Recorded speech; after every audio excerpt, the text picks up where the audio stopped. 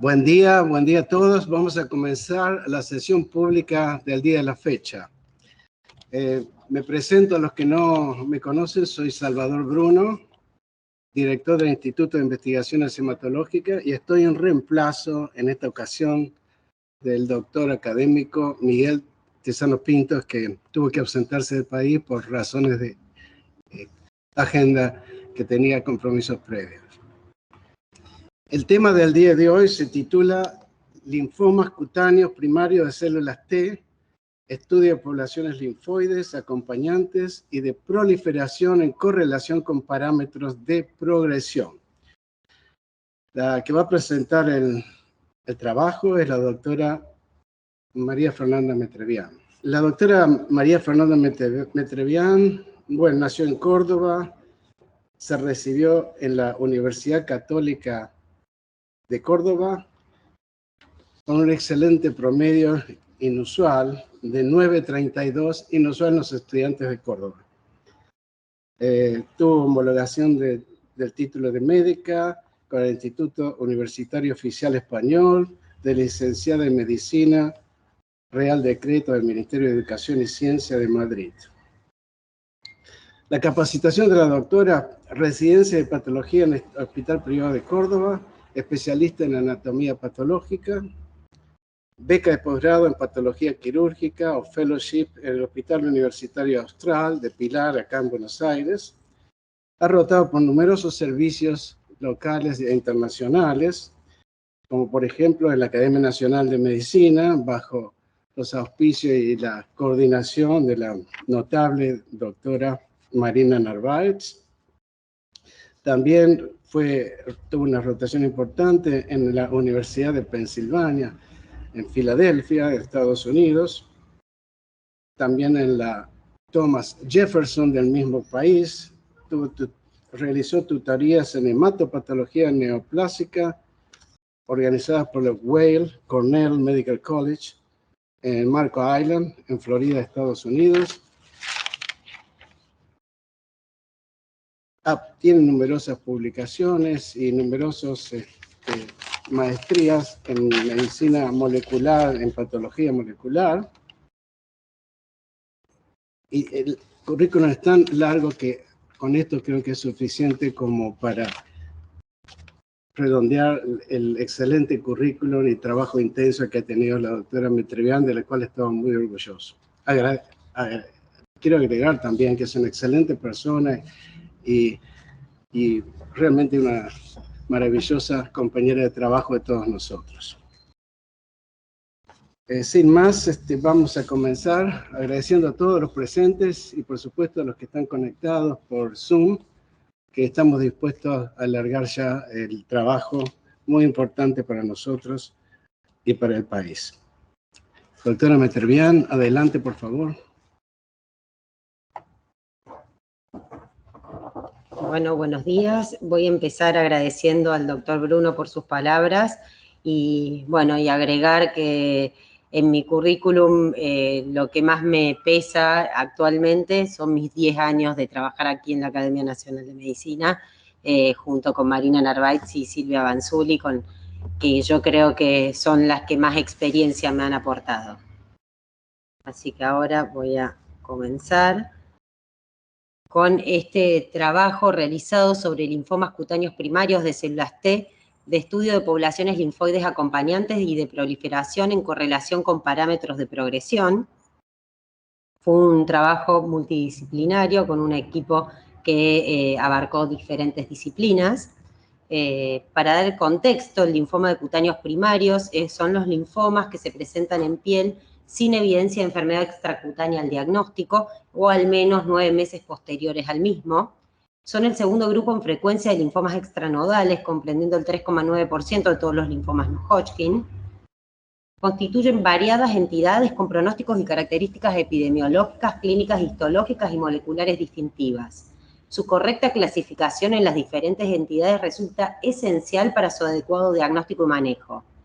Las neoplasias de células T, en este caso, son las más frecuentes, y si bien la forma más común es la micosis fungoides, suelen ser enfermedades raras con muy baja incidencia.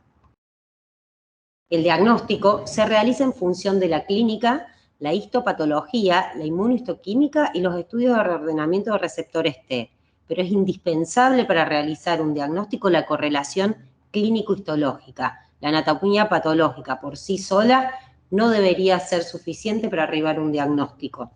Entonces, es condición para la recepción del material contar con una detallada historia clínica. Es por esto que el trabajo en conjunto con los dermatólogos es esencial. Los punch, que son las muestras que recibimos, preferentemente deberían ser de 6 milímetros de diámetro o referirse a una biopsia incisional, pero como verán en nuestro trabajo, esto es bastante inusual. Y la fijación ideal es en formol buffer al 10%, es decir, todo lo que es preanalítico al estudio nuestro en el microscopio es esencial para arribar a un buen diagnóstico. La clasificación de la Huebert de los linfomas cutáneos, actualizada en el 2018, nos cuenta que los linfomas TNK, como se ve en este gráfico, constituyen del 75 al 80% de todos los linfomas primarios cutáneos, siendo el mayoritario las micosis fungoides con el 60% de los casos, y si lo unimos a los desórdenes linfoproliferativos CD30 positivos, tendríamos la mayoría de estas entidades. Con respecto a la sobrevida, la gran parte de estas entidades tienen un buen pronóstico con una sobrevida a 5 años mayor al 80%. Como vemos, la micosis fungoides es de un 88% en su conjunto y nosotros, como vemos en la clasificación, hay variantes o subtipos, pero este estudio está basado en micosis fungoides de tipo clásico. Otras entidades menos frecuentes, sin embargo, pero existentes, tienen una sobrevida mucho menor. La micosis fungoides clásica es una neoplasia constituida por infiltrado de linfocitos T maduros helper de memoria con reclutamiento en piel. Como ser de tal subtipo, presentan un fenotipo CD3 positivo, 4 positivo, 8 negativo y expresan CD45RO. Tienen una edad media de 50 a 60 años, con una relación hombre-mujer de 2:1 y una incidencia anual de 6 a 7 cada 100.000 habitantes. Estos son los últimos reportes de los últimos 2 años. Sin embargo, reportes anteriores marcaban una incidencia mucho menor. Y esto puede ser debido a diferencias, a variaciones epidemiológicas, pero también a un mayor diagnóstico por un mayor conocimiento de la enfermedad. Cabe destacar que la micosis fungoide se presenta con 3 etapas clínico-patológicas muy claramente definidas. La etapa macular, donde vemos máculas rojizas, finamente descamativas y planas, y en la histopatología esto se presenta como un infiltrado sutil a nivel dérmico que tiene epidermotropismo, que puede presentar o no microabscesos de Potrier. Siguiente a está la etapa placa, donde vemos placas asalmonadas, elevadas, en algún aspecto infiltradas, con una pérdida de la elasticidad cutánea que le da este aspecto arrugado de piel de cigarrillo. Y a nivel histopatológico podemos ver un infiltrado mucho más denso que la etapa macular, en algunos sectores con un patrón liquenoide y con un epidermotropismo más marcado y mayor presencia de microabscesos de Potrier. Y finalmente, la etapa tumoral, que como el nombre lo dice, se presenta con tumores o nódulos necróticos que pueden o no estar ulcerados y que a nivel histopatológico tienen un infiltrado mucho más denso, más profundo, pueden llegar al tejido celular subcutáneo y pueden ir gradualmente perdiendo el epidermotropismo, planteándonos diagnósticos diferenciales más difíciles. La micosis fungoides clásica tiene un curso indolente con lenta progresión. Es una enfermedad crónica y tiene recidivas. Generalmente, como ya había dicho, la sobrevida es mayor al 80%, la sobrevida a 5 años, pero el 15 al 20% de los casos evolucionan rápidamente a estadios avanzados que se asocian con una significativa mortalidad. Esta sobrevida cae un 30-40% a 5 años. Estas diferencias, sin embargo, son difíciles de captar a tiempo, ya que no se disponen de parámetros clínicos, morfológicos o biológicos indicativos del riesgo de progresión que discriminen con certeza estas diferencias evolutivas que conllevan implicancias terapéuticas. Cuando nosotros observamos una micosis fungoide, podemos distinguir 2 poblaciones, una población de células tumorales y un infiltrado linfoide reactivo que es muy heterogéneo y está constituido por linfocitos T regulatorios, linfocitos T CD8 positivos, células B, eosinófilos y macrófagos. Como podemos ver en estos gráficos, donde las células tumorales corresponden a las células rojas y todo el resto son inflamatorias o reactivas, en las etapas iniciales las células tumorales son escasas, predominando las células inflamatorias. A medida que avanzamos en la progresión clínico-patológica, las células tumorales se hacen más y más abundantes y las células reactivas disminuyen. Sin embargo, la participación de estas subpoblaciones celulares reactivas en la patogénesis no está del todo clara. Lo que sí podemos ver, y está descrito, es que las células T citotóxicas son más abundantes en estadios tempranos y probablemente ejerzan un control de la población neoplásica mediante la inducción de apoptosis. A la vez, mientras avanza la enfermedad, la población neoplásica elimina estas células citotóxicas como un mecanismo de escape tumoral, llegando a una hipótesis de que tanto los linfocitos neoplásicos como las células neoplásicas tienen un efecto modulador mutuo en la evolución de la enfermedad. Como objetivo del trabajo era estudiar las poblaciones linfoides reactivas CD8 y CD20 que acompañan a las células neoplásicas en la micosis fungoides clásica a fin de identificar patrones que se asocien a estas distintas fases de progresión que describimos previamente y analizar su participación en la regulación del crecimiento de la micosis fungoides para establecer si las mismas pueden ser indicadoras de bajo o alto riesgo de progresión. Bueno, se trató de un estudio retrospectivo de un total de pacientes portadores de micosis fungoides clásica que se ingresaron entre 1987 y 2002, de los cuales se seleccionaron 40 casos que contaban con historia clínica y un seguimiento variable que iba de 1, 5 y 24 años, y cuyos materiales eran adecuados para el estudio. En 70 muestras provenientes de estos 40 pacientes se realizó el diagnóstico histopatológico con hematoxilina eosina en correlación con la clínica para corroborar esta etapa clínico-patológica y el diagnóstico inmunofenotípico. A nivel del estudio inmunohistoquímico, en secciones semiseriadas de los panchos, como yo les contaba, eran menores del tamaño que es el sugerido, es de 3 a 5 milímetros, se estudiaron las poblaciones con CD8 y CD20 y el índice de proliferación con Ki67 en 32 de las muestras. Se estudiaron las citoquinas con interleuquina 10 en una cantidad de muestras de 31 y la apoptosis con caspasa 3 en un total de muestras de 10. El análisis inmunofenotípico se realizó correlacionándolo con el estadio clínico-patológico de mácula, placa y tumor. Y esta marca específica se correlacionó con la hematoxilina eosina y además con la inmunomarcación de CD4 para poder discriminar lo que era reactivo de lo que era neoplásico. Se analizó de manera cualitativa también la localización, la disposición o el patrón de la inmunomarcación. En el análisis cuantitativo se vieron las células positivas versus las células total del infiltrado en por lo menos 10 campos de gran aumento tomados al azar mediante imágenes digitales. Y estos resultados se expresaron en rangos. Estos rangos diferían en los distintos marcadores según su nivel de expresión. Para las subpoblaciones CD8 y CD20 se establecieron los siguientes rangos: del 0 al 10%, del 10 al 20% y del 20 al 30%. Para las marcaciones con Ki67 se consideraron como bajo, menor al 15%, y moderado del 16 al 20% y elevado del 21 al 35%. La interleuquina 10, los rangos fueron de mayor al 20%, 21 al 60% y del 61 al 100%. Y la muerte celular se evaluó en muestras seleccionadas por la presencia o no de la expresión de caspasa. En los resultados pudimos ver que de estos 70 casos, 20 correspondían a micosis fungoides maculares, es decir, el 23%. 43 casos correspondían a un estadio de placa, el 63%, y 7 casos a un estadio tumoral, es decir, el 14%.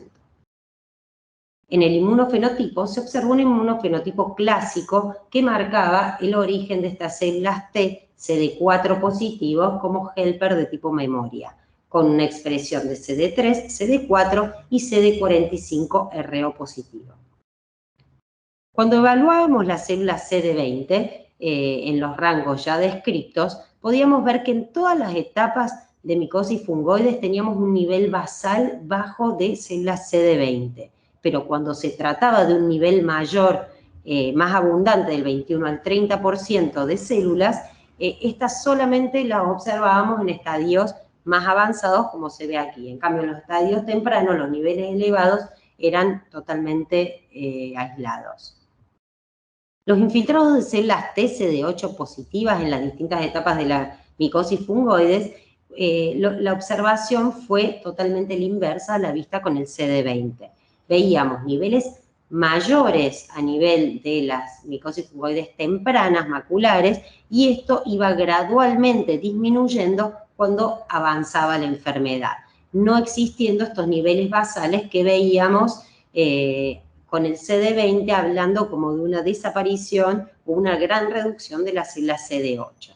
Entonces, concluyendo en esta parte de los CD8 y CD20, podemos ver que a pesar de que vimos infiltrado, el infiltrado de ambos no superaba nunca el 30% del total del infiltrado celular de la muestra, y estos resultados podrían ser indicativos de que en la progresión de la enfermedad se verifica progresivamente un incremento de los linfocitos CD20 y una reducción del linfocito CD8 en el infiltrado reactivo. Con respecto al patrón de distribución de las poblaciones, se analizó los casos aislados, donde las células eran aisladas, los agrupamientos focales o los agrupamientos en agregados nodulares. Cuando veíamos las células CD8 positivas, estas solamente se presentaban en un patrón aislado. En cambio, a nivel del CD20, la mayoría eran aisladas, pero había un porcentaje más bajo de un patrón focal y un patrón nodular. Correlacionando el patrón nodular del CD20 y la evolución, encontramos 6 casos donde la evolución era más tórpida y estos presentaban casi siempre un patrón nodular o focal. Con respecto al análisis del crecimiento tumoral, se observaron la actividad proliferativa y la apoptosis. La actividad proliferativa se evaluó con la expresión de Ki67. De todas las muestras, la gran parte era menor al 10%, es decir, tenía un índice de proliferación bajo con un rango del 2 al 8% del infiltrado total. Pero algunas células, algunos casos aislados presentaban un índice de proliferación del 25 al 30%. Esto indicaba una baja actividad proliferativa en total en la MAF, posiblemente tratándose la gran parte de los casos de casos más tempranos que tumorales, y para los casos avanzados de mayor Ki67, se realizó una doble inmunohistoquímica para Ki67 y CD20, observándose que había un 20 al 30% de las células CD20 positivas que coexpresaban Ki67, es decir, que posiblemente se tratarán de células B activadas. Cuando hablamos de la apoptosis, evaluamos la expresión de la caspasa 3 y se determinó si era negativa o positiva. Solamente 3 casos se observó positividad y era solamente en células aisladas, en menos de 3 células, si estos casos correspondían con una alta actividad proliferativa. Y estos resultados también se correlacionan con la práctica ausencia de apoptosis que nosotros vemos en la morfología.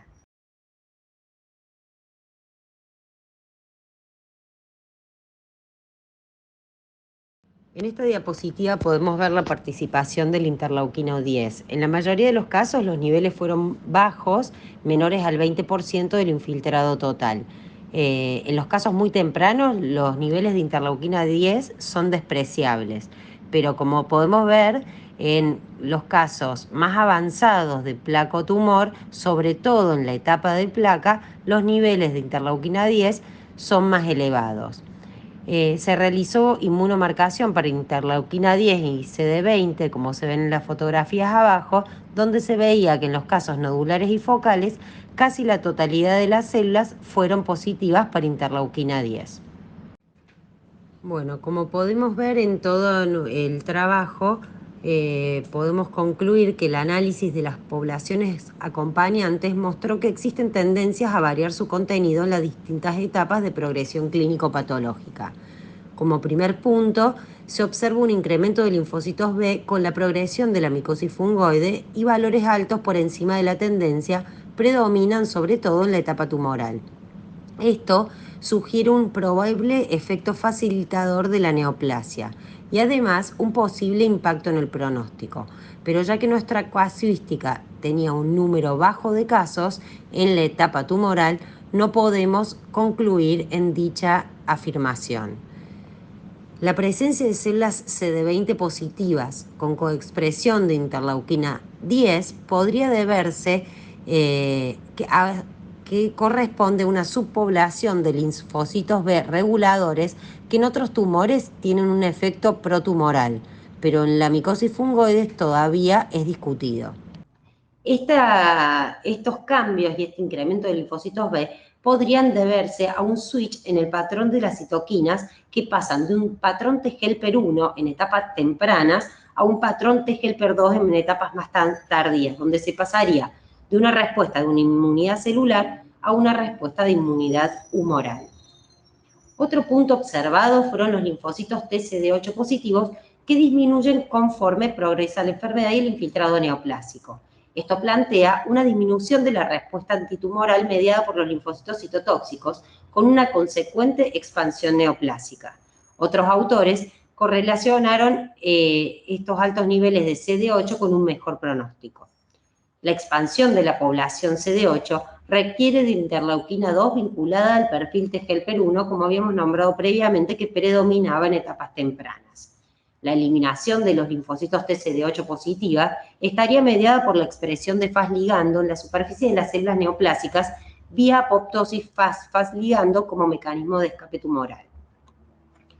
Como vemos en este gráfico, en las etapas tempranas predominan células T-helper-1 y células CD8 positivas que secretan citoquinas antitumorales y proinflamatorias como ser el interferón alfa e interferón gamma, manteniendo un equilibrio con las células tumorales sin progresión. Esto se ve por mucho tiempo en las micosis fungoides a larga data, pero algún proceso molecular todavía no del todo determinado hace que haya un switch de estas T-helper-1 a una T-helper-2 con una mayor expresión de GATA3, menor célula CD8 y mayor expresión y secreción de citoquinas protumorales como son las interleuquinas 10 y el factor de crecimiento tumoral beta.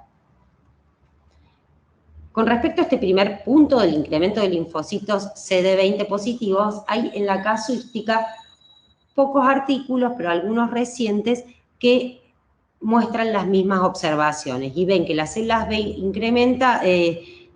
se incrementan en MFs transformadas y que tienen un rol potencial en la progresión de la enfermedad. Otros artículos además subrayan que este incremento de células B en el microambiente tumoral podría tener implicancia en nuevas estrategias terapéuticas.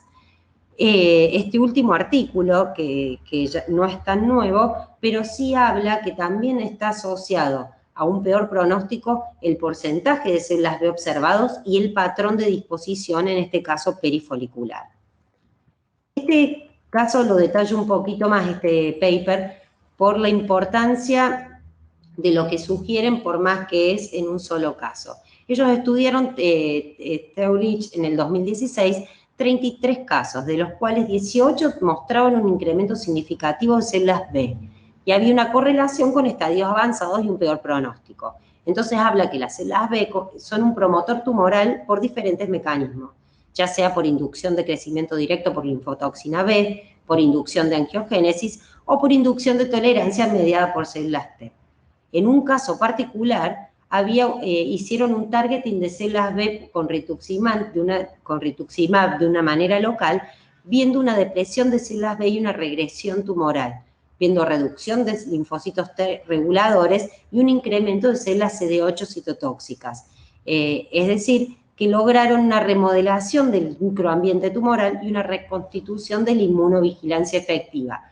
Esto, siendo un caso aislado y sin relevancia estadística, pero muestra cómo podemos ir buscando distintos targets terapéuticos que no solo sean las células tumorales. Otras observaciones realizadas en nuestro trabajo fueron los patrones de distribución, con una tendencia a la aglomeración, patrones focales y nodulares, solo asociados a las poblaciones B, no observados en las poblaciones CD8 positivas, y estaban ausentes en las etapas tempranas de la enfermedad. Entonces, este incremento y aglomeración de las células B, a medida que la enfermedad progresa, puede hablar de esta progresión de la enfermedad y posiblemente por estos linfocitos B activados por interleuquina 10. La actividad proliferativa fue baja y esto es similar a lo observado por otros autores, y el estudio de apoptosis evidencia que prácticamente hay ausencia de muerte celular en estas entidades. Sobre la reducción de los linfocitos CD8 en el infiltrado reactivo, este paper habla de grados variables de inflamación y cómo cambios en el ambiente inflamatorio asociado al tumor son un checkpoint clave para la transición de una enfermedad temprana indolente a una etapa progresiva avanzada. Habla de un ambiente inflamatorio protumorigénico orquestado por las células tumorales, pero posiblemente no sea solo orquestado por las células tumorales, sino por estos linfocitos T-helper-1 y T-helper-2 reactivos del fondo y las citoquinas que secretan. Entonces, como conclusiones, podemos decir que el microambiente tumoral y las células inmunes infiltrantes son importantes en la biología y la progresión tumoral con potencial terapéutico. Las células T malignas son drivers claves en los cambios inflamatorios observados durante la progresión, y estos cambios inhiben la inmunidad antitumoral, a la vez promoviendo el crecimiento tumoral. Entonces, podría surgir de todos estos análisis que el enfoque terapéutico de la enfermedad avanzada se dé con una combinación de terapias dirigidas a las células T malignas con drogas que estimulen la inmunidad celular, neutralicen los mecanismos de evasión inmune, inhiban el ambiente tumorigénico y eliminen bacterias broncogénicas como el Staphylococcus, productor de enterotoxinas, en casos de que estén infectados, sobre todo en micosis fungoides tumorales ulceradas. Muchas gracias.